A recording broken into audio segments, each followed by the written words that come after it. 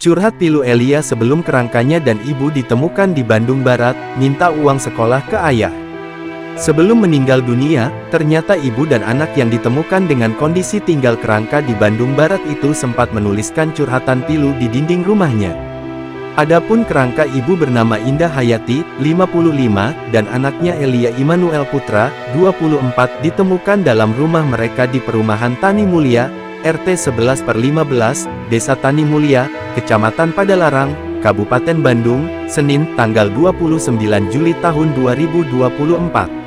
Saat dilakukan olah TKP, ditemukan ada pesan dari Elia Immanuel Putra dan ibunya yang ditujukan kepada sang ayah, Mujoyo Chandra. Diketahui, Indah dan Mujoyo Chandra telah bercerai sejak 8 tahun lalu. Pilunya, Elia Immanuel Putra curhat ayahnya yang tidak menempati janji untuk membiayai sekolahnya. Bahkan Elia Immanuel Putra, 24, ini akan membawa janji ayahnya hingga meninggal. Surat untuk Mujoyo, kalau buat janji jangan buat janji kalau gak bisa nepatin janji, aku mau sekolah katanya mau bayar aku sekolah, tapi semua itu dusta.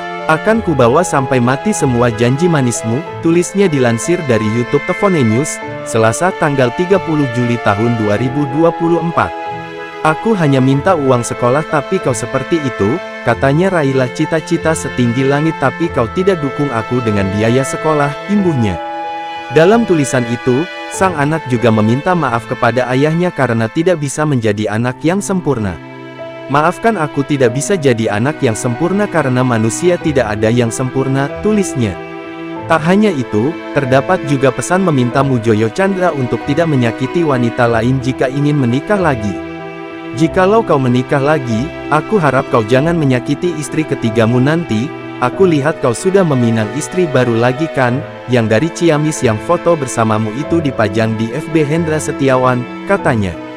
Sebelumnya, awal penemuan dua kerangka ibu dan anak itu bermula saat mantan suami korban datang ke rumah di Bandung Barat KBB, Jawa Barat. Setelah pintu terbuka dan dilakukan pengecekan di dalam rumah, kata Kusmawan, akhirnya dua kerangka mayat ibu dan anak tersebut ditemukan di tempat tidur. Posisi saat ditemukan, kerangka tersebut terbaring di tempat tidur.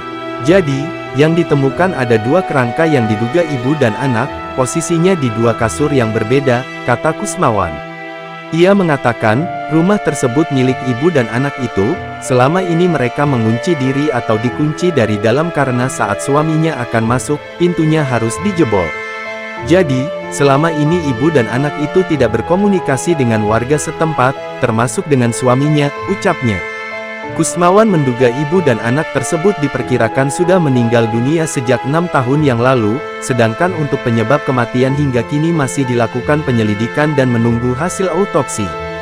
Jenazah sementara ini kita kembalikan dulu kepada keluarga, apakah mau dilakukan identifikasi lanjutan atau tidak, jadi kita akan meminta keterangan terlebih dahulu, ujar Kusmawan. Jika pihak keluarga tidak ingin dilakukan identifikasi lanjutan, kata dia, maka mereka harus membuat surat pernyataan terkait penolakan visum atau autopsi.